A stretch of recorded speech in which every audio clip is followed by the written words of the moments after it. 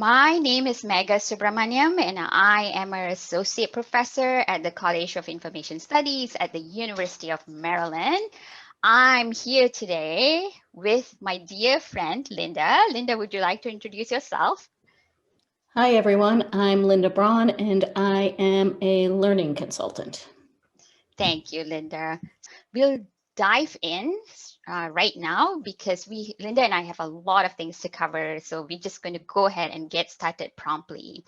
So we are here to share with you our work that we did during this past summer, where we worked with 137 library staff nationwide to innovate solutions together with and for youth and their families who were and are still facing the impacts of the COVID-19 pandemic.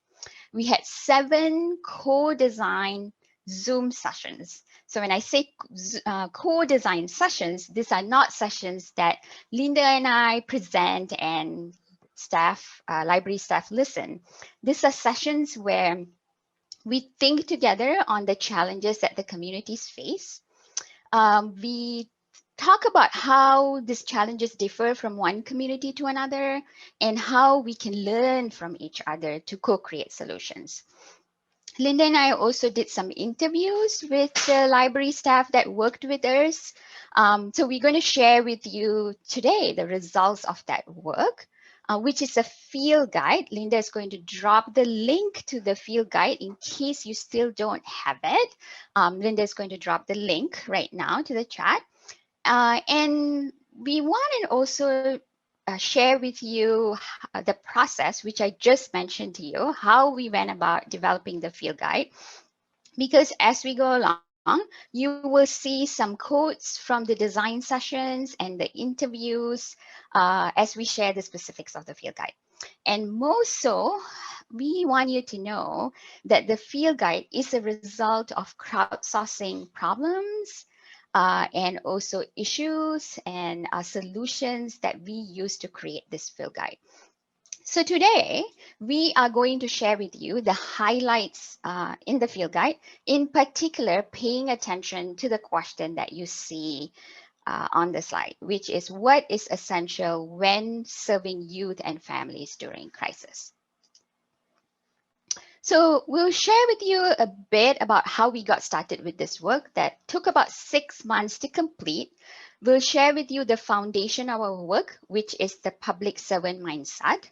Then we'll share with you the essential tasks that need to be completed, which is a call to action for public library staff to shift mindsets and to put the critical relationship processes and skills in place prior to rethinking what programs and services are needed during a local crisis, during a national crisis, or during a regional crisis. Then we like to ask you what we should do next. Now that we have a field guide, what should Linda and I do next with you? And then we'll leave some time at the end for Q&A. Feel free to post your questions in the Q&A panel as you're listening, but we will answer them at the end because we want to make sure we cover everything that we need to. If you have the field guide with you, flip through it as you're listening to us. There are also empty pages there where you can take notes. So why did Linda and I start doing this work? Because because we realized that libraries were facing this unusual situation, nothing similar to other crises that we have faced previously, which is that our library buildings were closed and is still being closed in many states. While almost all the other crises that we have experienced allowed the library to have some form of physical presence, such as the community members can come to the library, meet physically with library staff, the COVID-19 pandemic completely took away that physical presence that libraries often exclusively rely on to connect with communities. Libraries closed their doors for months, and unfortunately for some reaching a full year now. Currently, the physical presence of libraries remain limited, Most of us thought we'd be opening fully in a few weeks, and then a few weeks became a few months, and now we are in a year. We were just not prepared for our buildings to be not available to our community. So once we realized that the situation of being closed is going to be indefinite, what did libraries do? It became apparent in our work that public library staff aspired to support their communities but did not know how. So staff reacted and provided what they could do as the events unfolded. We learned from the staff that we worked with us, they moved rapidly and offered services virtually. In many cases, this meant that existing programs available in library spaces were virtualized without first working with community members and organizations to learn what their needs are during this time of crisis. For example, we learned that library staff virtualized story times, virtualized their teen advisory boards, virtualized book clubs without learning if these are indeed programs and services that youth and their families need. We received mixed responses. In populations where teens and children can get access to these programs had good attendance. But then again, attending does not actually mean that you're fulfilling a need. So in some population, attendance was so poor that staff gave up doing these programs completely.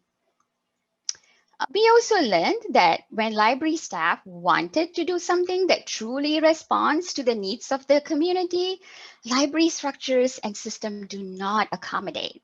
They are not agile, they are not nimble, they seem to be people on the very top, and sometimes even the mayor who decides what the staff should and must do. So we also saw another trend when public libraries were closed and even started to open. We saw that library staff lacked understanding that equitable services are not exclusively access focused. It is not always just access that makes things equitable.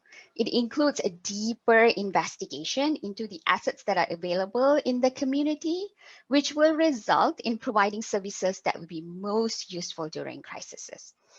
There was so much focus that people need the books and the stuff that we have in the library that libraries started doing curbside pickup, which again had mixed results in the community.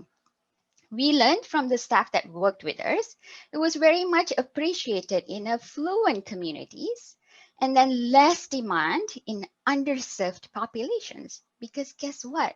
That is not what they needed during crisis. We realized that the concept of equity must be at the forefront of our work. So we want to thank Dr. Sandra Hughes-Hassel, a professor from University of North Carolina, Chapel Hill, who actually posed this question, these two questions that you see on the slide here at the beginning of our work.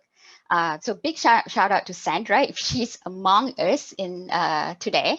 But the two questions that Sandra posed to us in our I think it was in our second design session, was to what extent does our conception of equity in libraries boil down to providing access to library resources and services, and in what ways may that reinforce existing power structures? And then second question is, what might equity in library services look like beyond access?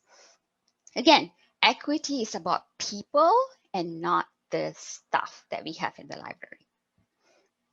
So this brings us to the mindset that public librarians must have in order to serve communities facing crises, which is the public servant mindset. What do we mean by this? So we try to differentiate library servant and public servant. So library servants make decisions for community members by focusing on access to the library building and resources available in the library. And then they convince communities to use them. They promote books or programs that they have selected and they have built, and telling the communities and partners about what they and the library can do for them. Public servants, on the other hand, co-produce solutions with community members by engaging with communities to understand their needs. They use, analyze, and interpret data to understand their communities and innovate creative solutions quickly. Public servants have strong loyalty and empathy to their communities, and they treat crises as an opportunity to envision changes in practice. And they also have agile organizational structures that allow them to make this much needed changes in how they serve their communities.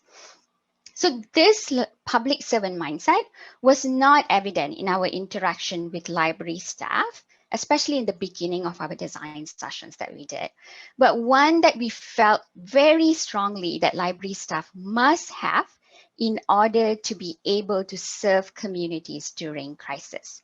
So another shout out to our friend Beth Yoke.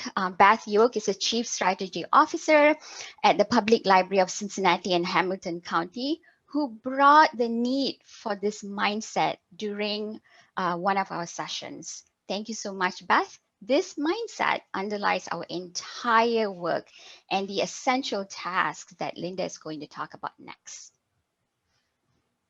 Thank you, Megha. And again, happy to be here with everyone. Thanks for being here today. So as Megha said, we really thought about the forefronting equity and the mindset of public services servant. And through the work we did, we were able to define 4 essential tasks that library staff working with non-dominant youth and families during times of crisis need to be able to implement. And Megha and I are going to go through each of those tasks in a couple of minutes. But before that, there's a couple of things I want to say about the essential tasks.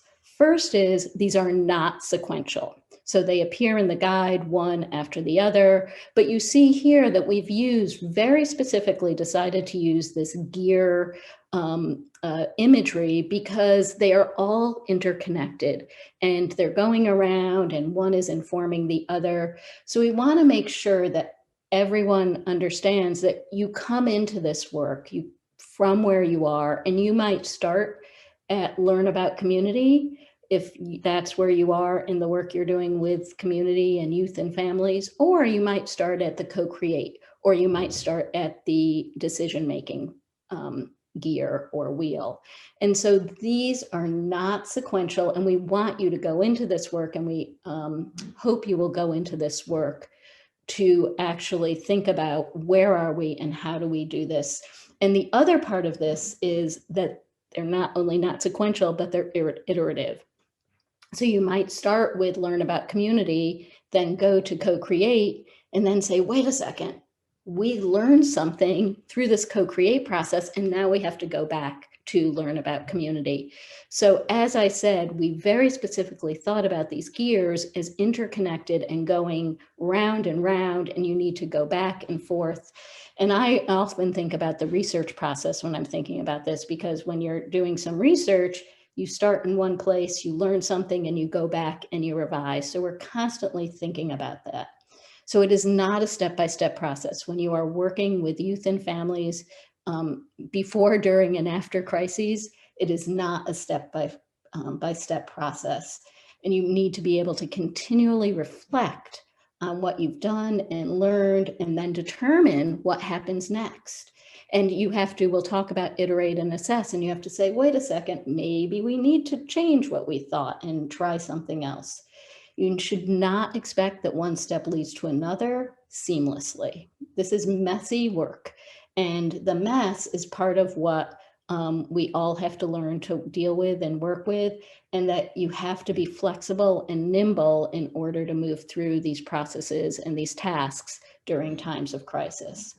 So as Megha and I go through the field guide, you'll see that there are four separate sections within each task. And I'm going to just briefly mention what each of those are. So for each task, there's an overview of the task, what it's all about, and why it's important. And then we provide you with tools you can use to actually implement that task and to think about what you need to do. We were very specific in these tools, not to say, here's a website where you can read about this. Instead, we are literally providing you with tools to use.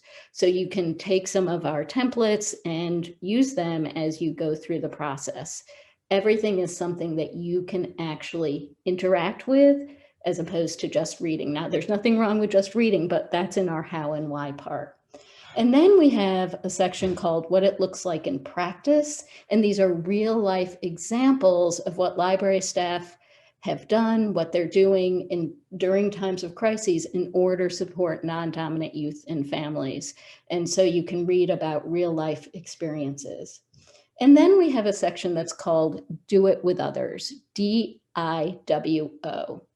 And we started out actually thinking, oh, this is our DIY section.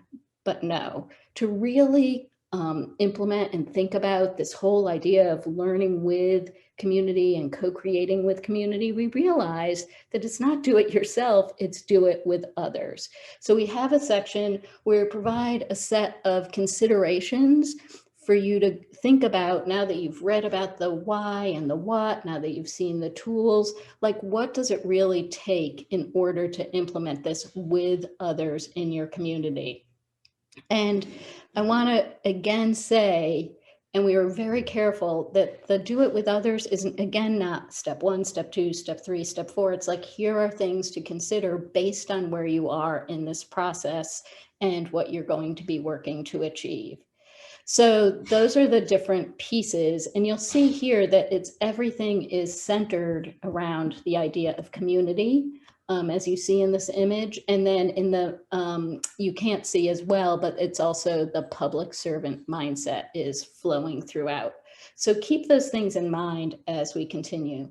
So in the rest of this presentation, Meg and I are going to go through each of the tasks and talk a bit about what they cover and some of the tools you might use. We can't go deeply into each and every task and each piece. So we're mostly going to be talking about what they include and the tools, except for the very first one. And Mega, you can go on to the next slide, which is the first task that's listed, but not necessarily the first one you will start with in your work, is learn about community.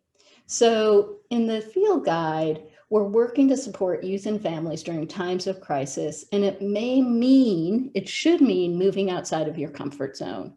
And it should mean that in working with community, you have to start to think about those in your community who you do not traditionally see as library users.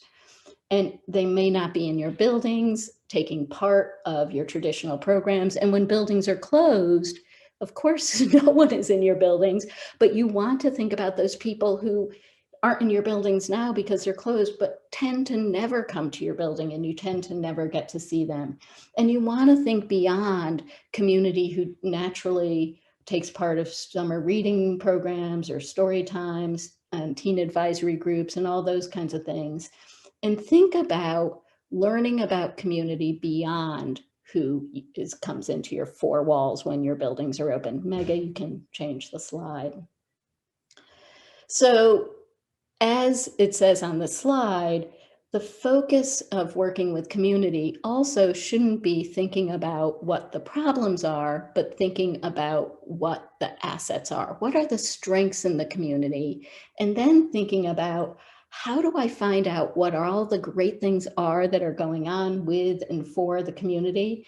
And then how do I help to expand on those and leverage those and use those strengths to serve non-dominant youth and families in your community? Mega, you can go to the next slide. So in each section, like I said, there's an overview and a why, and in the Learn About Community, the 5 different pieces are what you see here on the screen. And I'm going to talk a little bit about what each one is. Again, remember, I'm going to keep repeating myself, you're not doing these in a particular order, and some you may have already done, others you might want to start for the first time. So when working with communities during times of crisis, it's essential that you think about the assets. I said that already. Look at the community and find out what the strengths are. Who's providing meal services? Who's providing pandemic COVID testing? Who is a robust out-of-school time program that you can work with that is specifically focused on non-dominant youth and families? What services are being offered by local organizations during these times of crisis? And by looking at your assets, you can start to think about how you might work with those and then expand and extend on what they're doing. And so you're going to, mapping assets can take all different kinds of techniques. You can look at actual maps, you can call people up, there's all different ways to do it. But what are the things going on in your community? And then you want to gather data, and it's not and then, you also want to gather data. And you want to find out who's in your community. And there's lots of different ways to do that. You can look at the kids count data from the Annie E. Casey Foundation. You can look at census data. You can look at, if many cities and towns now have data dashboards that you can go to the web and look at. What are the educational attainment of your community? What is the income? What is the density of your community? Where are there neighborhoods where there are lots of opportunities for youth and families, and where are they not? So you can look at the data and start to think about, what does this tell me about the people in my community and how they are being served? Then you want to have conversations with people. And this is one of those times where I think it's difficult sometimes for library staff to go outside of their comfort zone and have conversations with those who they might not have ever talked to before, who might know something that they do not. And so you really want to think about having these conversations. And when you have these conversations, you need to think not about, I'm going to go talk to people about what the library can do for them, but you're going to have conversations where you say, hey, tell me what's going on. What are you working on right now? What are you seeing are the really great things happening in the communities? What ways do you see that people could work together to better support youth and families? So the conversation is not about the library. It's about the community, and it's about the organization or person that you're talking with. So you want to have conversations in order to learn about the assets and figure out how the library can support those assets and fill in some of the, expand some of the things that can be done. And then a part of conversations, of course, is building the relationships. And one of the things Megha and I realized as we were working on this is that relationships was something that was actually severely lacking in libraries during the times of crisis. And relationships that go beyond the school or very traditional kinds of things that libraries do. And to build a relationship, it takes time, and you have to build trust with others in order for you to be able to work with them when critical situations arise.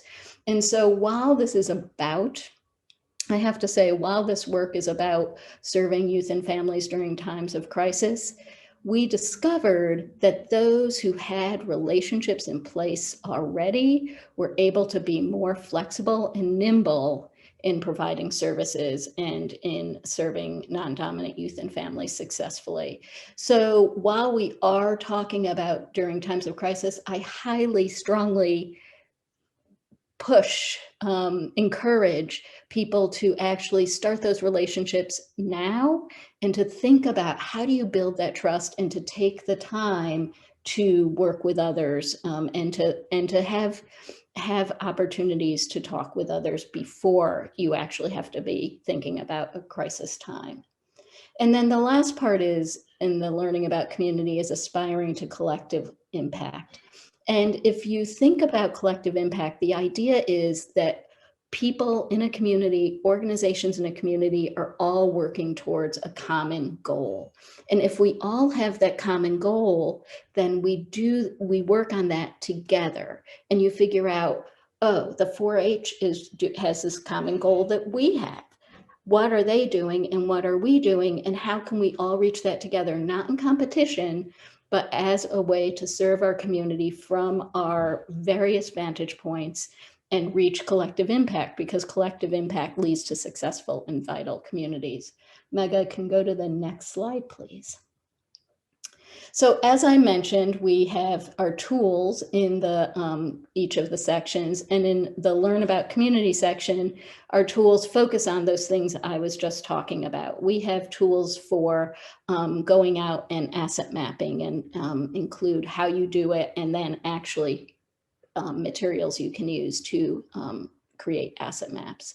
We have what you're seeing here is a community conversation starter and some things you might talk about with community members and how to have the conversations, and then taking notes on what you learned and what it's making you think about in order to move forward in the work. We also have a lot of resources on going out and gathering data from census data to kids count to Esri Tapestry, which is a way to see about the people living in your town and or city. And we have a lot of different resources you can use for that.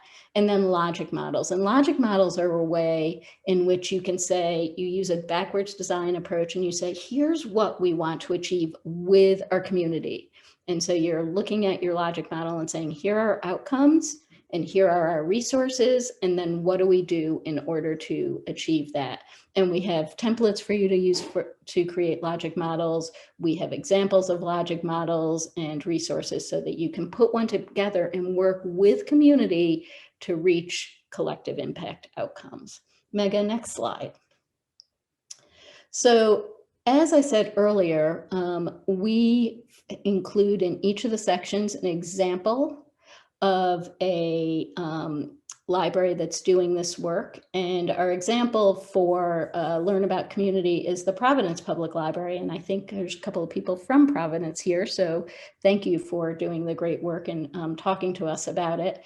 And in Providence, because of relationships they had built previously, they were able to shift their practice with, in particular, a summer program where teens learn to earn, and they are able to take part in library activities, gain skills, and earn money at the same time.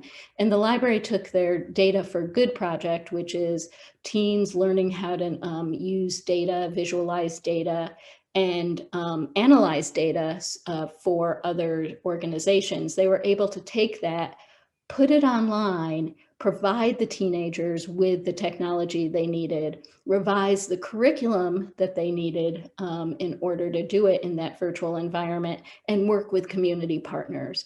And that was a shift that was a big shift, but it was one that they were able to do because of all of those things they had in place already about the community, and they were able to do that during the time of crisis. And so the last one, Mega, last slide on this section, is about do it with others. And remember, this is not doing it yourself, you're doing it with others. And in this essential task, we give you a set of considerations for thinking about building logic models with others in the community, working with others in community to start conversations and build relationships, leveraging the assets that you encounter. And it's a set of, I don't want to say steps, a set of considerations you can use so that you can take the strengths of your community that you learn about, and you can build those relationships that you're focused on, and you can get support from others in order to serve youth and families during times of crisis. So now I'm going to turn it back over to Mega, who's going to talk about co-create with community. Thank you, Linda. So now that you know about your community and that the relationships have been built, we can now co-create solutions with community members. So to do this, we outline what we call as co-design techniques in the field guide, which really democratizes the design of programs and services by equalizing the power dynamics that happens between communities, even within communities, between the library and the youth, between families. So it really equalizes the power dynamics. So co-design actually makes everyone involved equal partners in the design of programs and services. So co-design emphasizes designing with community members and not designing for them. So again, with community members and not designing for them. So here you see a quote from one of our interviewees, who's a library staff, who was saying, I was like, I want to do all this technology stuff. And the city manager was like, oh, well, hold on. That's not what the community wants. The community wants books. So we are kind of following her lead in that regard. Here's where you see the staff and the city manager thinks that they know what the community wants.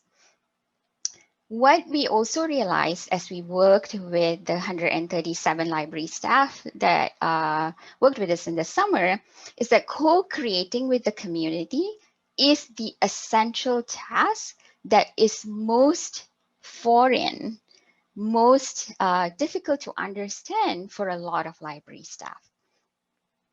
So in this field guide, we share how to co-create with the community. So you begin the process by developing what we call as a design goal statement. This is developing design goals for the co-design sessions. And you do this again with others. You do this with the community partners. You do it with the assets that you have identified. So these goals are based on the intended outcomes that Linda mentioned earlier, right? The logic model and how you come up with the intended outcomes. So basically you derive outcomes from learning about the community, and the design goal for your sessions are based on the intended outcomes that were derived from the learning about community essential tasks. Then you plan the session. How do you plan sessions? By selecting co-design techniques that are well suited to achieve the design goal. And I'll get a little bit into how you do that in a minute. So techniques are actually chosen based on the experience that co-designers, all the participants have with co-design techniques, as well as the stage of the design process. So it could be for brainstorming, you'll use a different technique. For if it's just sort of refining, quite close to almost the end of the design process, you're almost getting there to the final program, then that's a different technique you use. Then you conduct the co-design sessions. And I keep saying sessions, plural, because typically you do more than one, which is one session. You may do brainstorming, and then you get to prototyping the programs with your community members. So each session builds on previous one, keeping the design goal in mind. So as each session unfolds, at the end of the session, you'll analyze the big ideas that came out from the session into coherent themes that inform the next design session or informs the creation of the program and services. So these activities actually take place over several meetings, and you can rinse and repeat this as many times as needed. Depends on the times and resources that one has.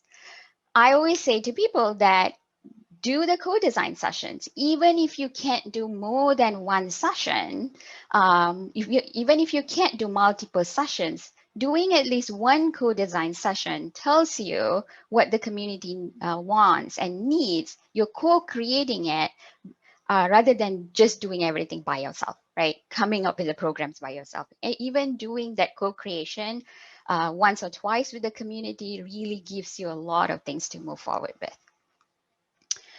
So as Linda mentioned, we don't just tell you to co-create, we are also giving you tools for you to create the session plan. So we have a template that you see on the right, on the right side of the slide, which has outlined the key elements of a co-design session, which includes the design goal statement that I mentioned earlier, has the length of the session, what are the what is the preparation that you need, question of the day, and then it goes on with the design activity. And then we also have a completed session plan as an example for you to see. Additionally, we also have the co-design technique cheat sheet that can be used when you're planning the design activity of the session plan. There are multiple techniques that you can use, such as sticky noting and layered elaboration, bags of stuff. And if you scroll through the field guide, if you reach the tool section for the co-creation, you will see a link to my colleague's document, Dr. Beth Bonsinori.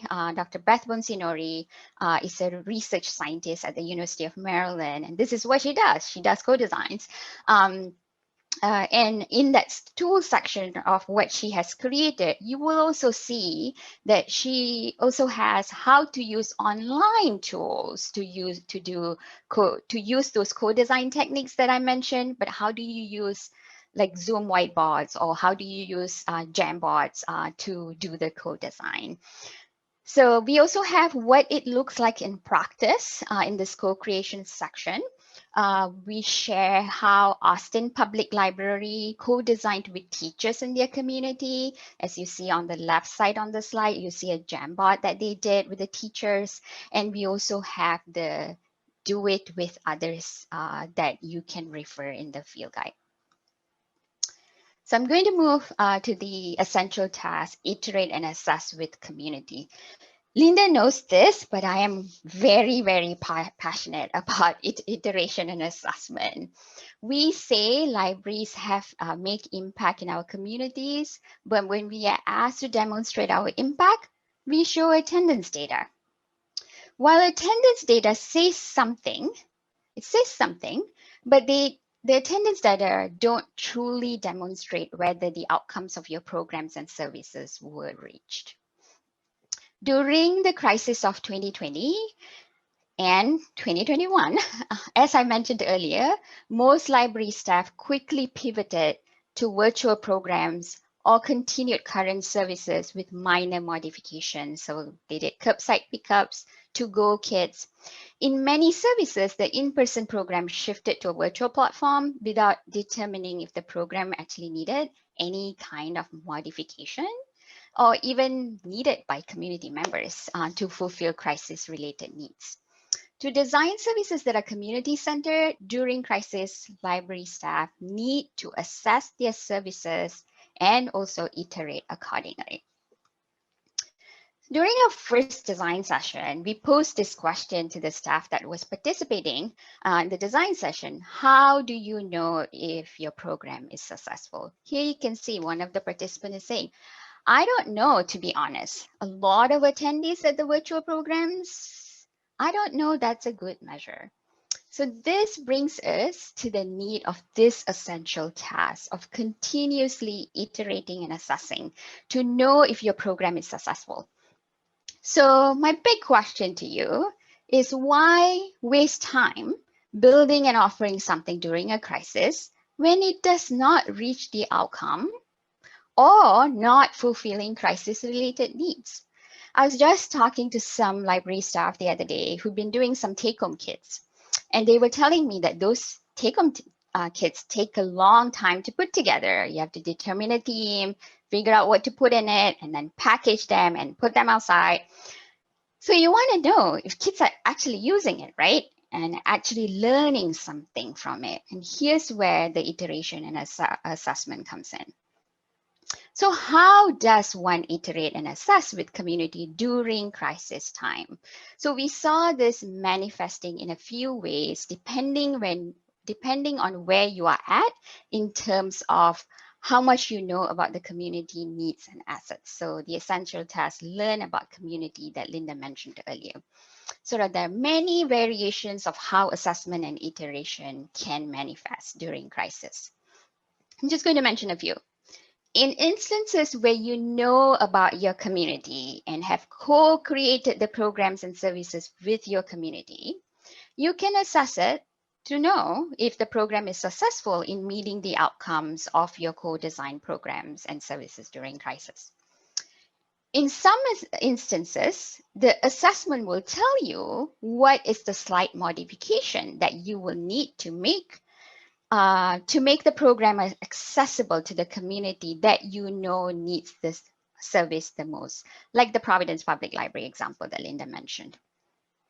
In that example, talking to youth, the staff found out about the additional challenges to the implementation of an existing program that was already fulfilling the needs of community.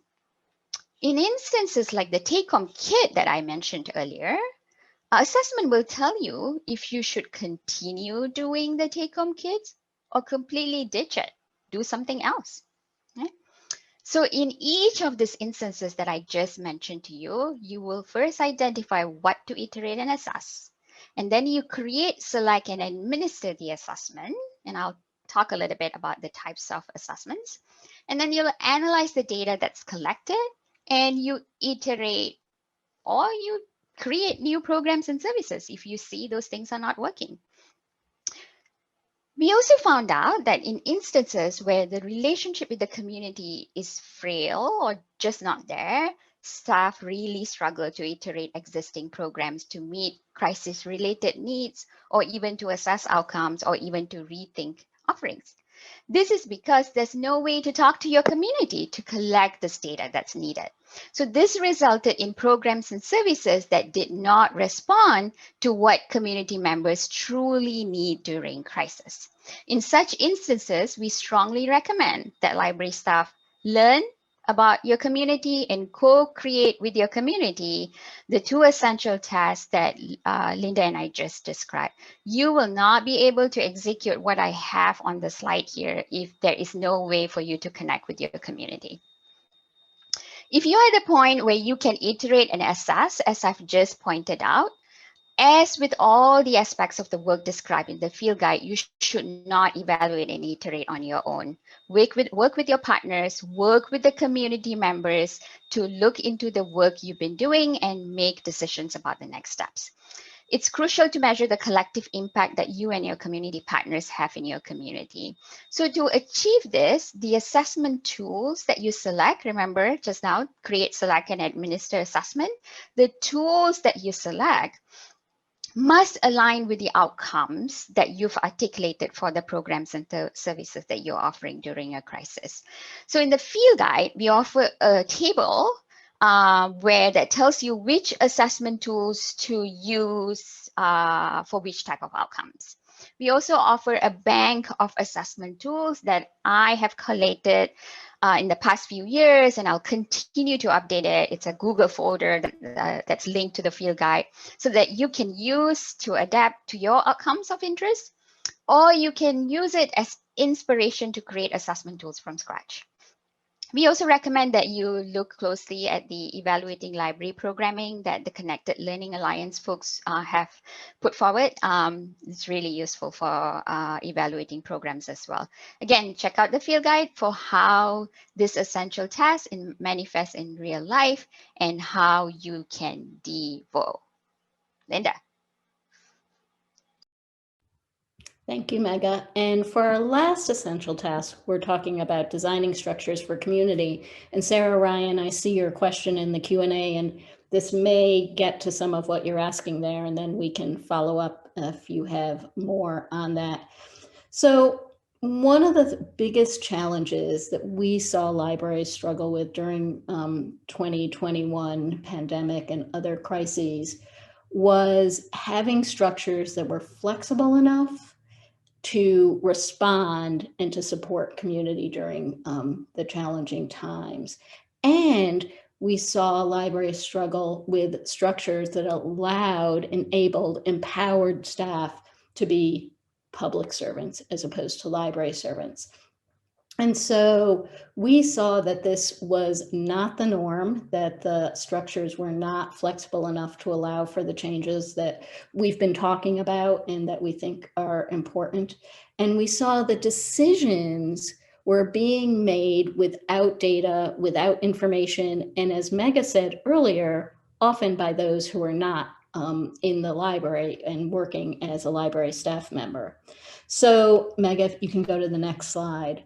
So as you see on this slide, this was from an interview with a public library staff member, that the bureaucracy in libraries made it pretty impossible to actually make some of the changes and go forward in the ways we were talking about. And when we were putting the field guide together, this just kept coming up over and over again. And it's something that flows throughout. So while we've been saying all of these gears are connected, the structures and systems of a library really do come into play throughout all of the pieces we've been talking about. And it's important to keep that in mind. We did see that sometimes mayors were making decisions for library staff members, town managers were making decisions for library staff members. And this included everything from the hours that staff worked to the ways in which they could connect with the community. So we realized that this decision-making process and the structures had to be rethought in order to support communities during times of crisis. Mega, you can go to the next slide. So we saw three key aspects to this, and I think the first one speaks directly to the question you had, Sarah Ryan, in the Q&A, is the need to align community priorities. So when you're thinking about, we mentioned earlier, collective impact, and this is again about collective impact because libraries and many other community members and organizations have the same goals, have the same priorities, but we're not always really good about talking to each other about them. So library staff need to look at what are the priorities of the community. They need to look at what are the priorities of the library, whether that's the whole library or their own part of the library, and how do they connect. And then they need to be able to, library staff members at all levels of staff need to be able to articulate the value of those priorities and how the library's priorities connect to the community priorities and why that's important. And we've had Beth Yoke talked about, when she talked about public servants and library servants, she talked about how all levels of staff have to be able to do this. And Ellen Riordan from the DC Public Library also talked with us about how aligning community priorities and being able to say, you know, this is in our strategic plan, or this is in our vision statement, and we need to be able to serve communities in their needs for shelter, education, food, etc. And so it's learning how to articulate those things that becomes really important. We also saw that responsive policies just were difficult for libraries. And many libraries immediately, when the pandemic arose, they changed their policies in terms of fines and in terms of returning materials. But that's sort of where it stopped.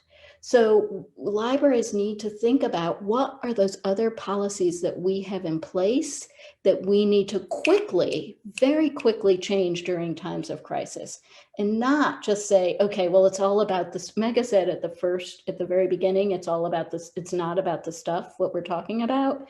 This is not just policies related to materials. It's not just policies related to buildings. It's not just policies related to the stuff of libraries. It's policies related to the ways we interact with our communities and how we can do that. In our example, we have a library that actually staff went out into other parts of the community and supported the work being done in different departments, which I know has happened in different locations.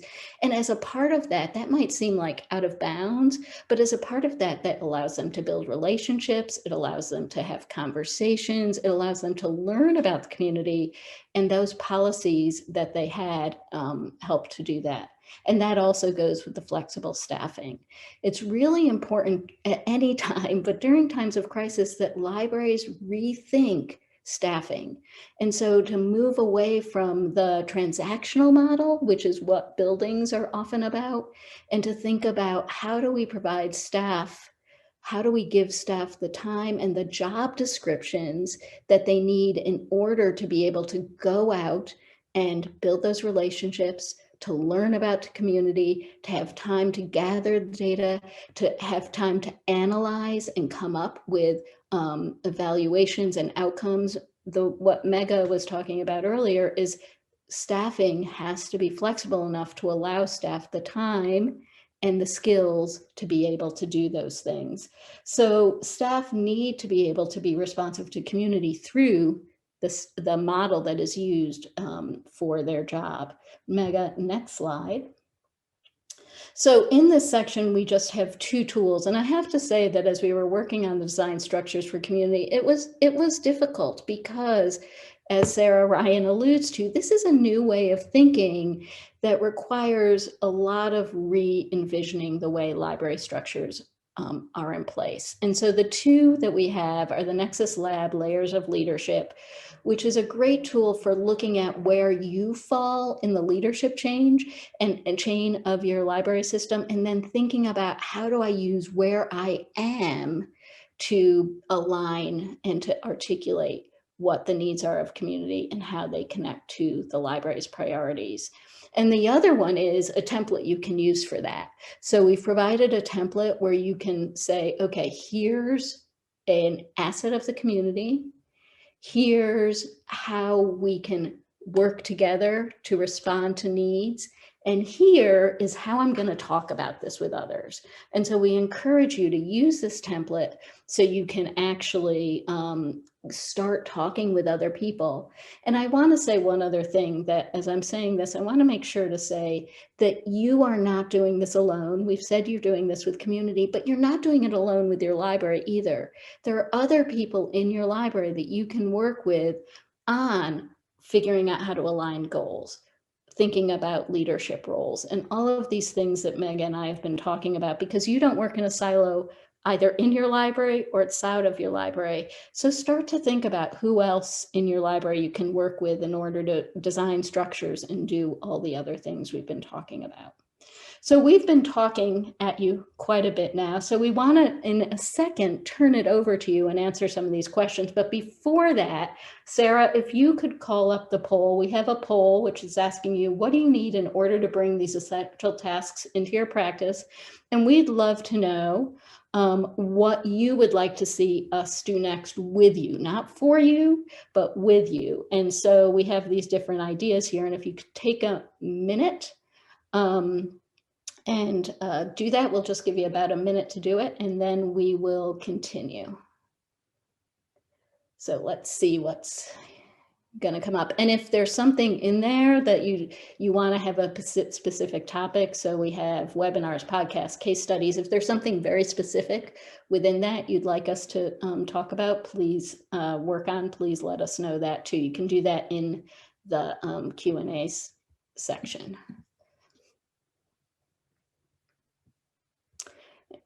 Let's see.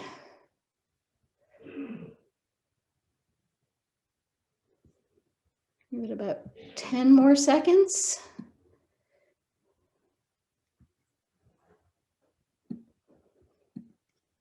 All right, and then Sarah, can you can actually show us the results? Great, thank you. All right. Webinars seem to be the top with learning circles right after that. And if there are topics that you're thinking about right now that you would like to see, feel free to add those into the Q&A and we can take it from there. Megha, are you seeing something you'd like to mention?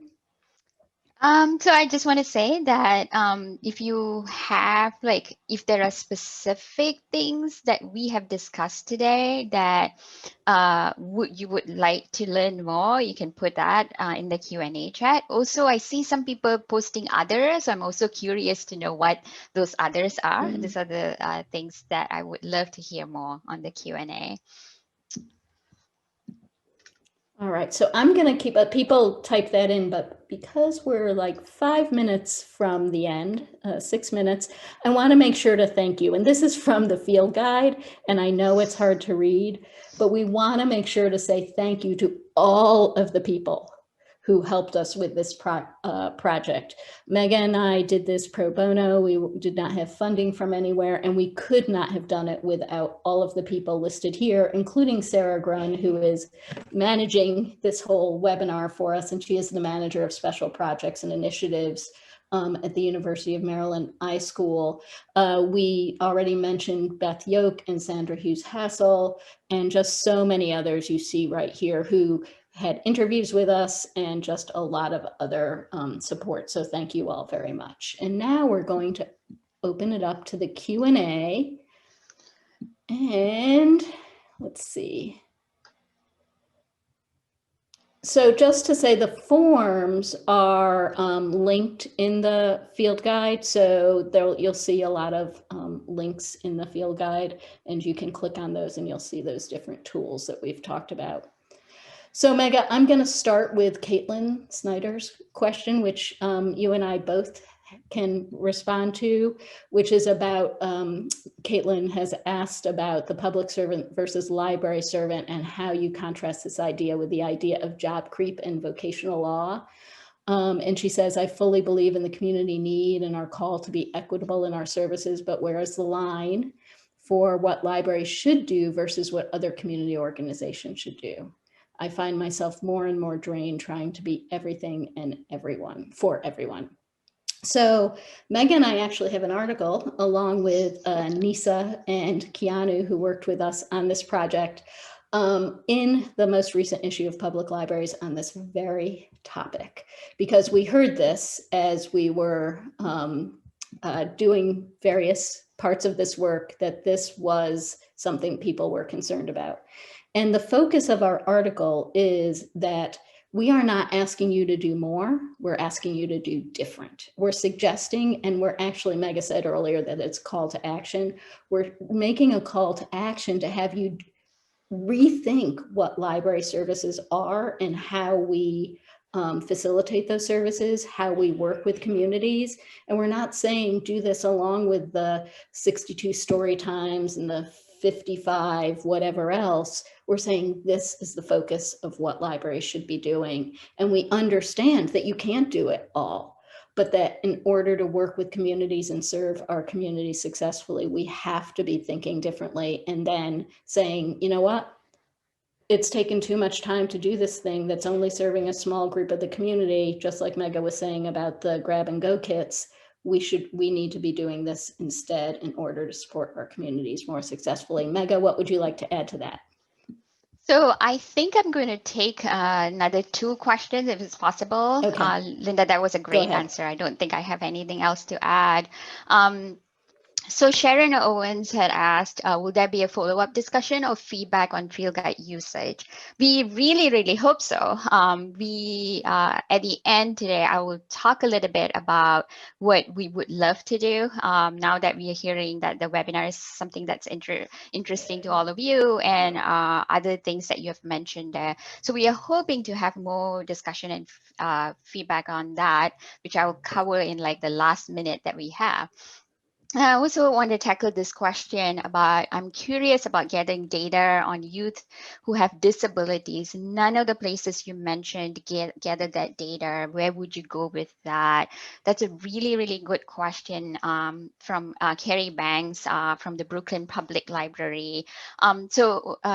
I am not entirely sure, but that's an information that I can get to you. I work very closely with Dr. Ruth Small from Syracuse University, who has done, some of you may be familiar with Project Enable. I think I can definitely get in touch with her to see that where we can get that data source. And I think there are potentially some foundations that might carry that data source too, but she will be a good resource. And Carrie, if you want to connect with me after this webinar, I can put you in touch with Dr. Ruth Small. She's like the world-renowned expert in working with youth who have disabilities. So I see that we have a couple of more questions, and I want to make sure that I wrap up this as well, because we are getting close to the top of the hour. I just want to make sure that if you have any questions that was not answered, feel free to be in touch with us after this.